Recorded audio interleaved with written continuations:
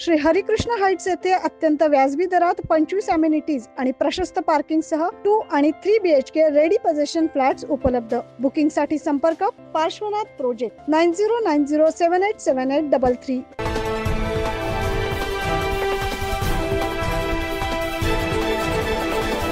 लोकसभा निवडणुकीच्या पार्श्वभूमीवर नाशिक पोलिसांकडून सुरक्षेच्या दृष्टीने विशेष खबरदारी म्हणून गुन्हेगारांविरुद्ध कारवाईचा धडाका सुरू आहे। मध्य प्रदेश येथून फरार असलेला संशयित मंगळवारी नाशिक शहरातील सातपूर परिसरात असताना सापळा रचून गुंडाविरोधी पथकाने त्यास ताब्यात घेतले। मिलिंद कांबळे असे ताब्यात घेतलेल्या संशयिताचे नाव आहे।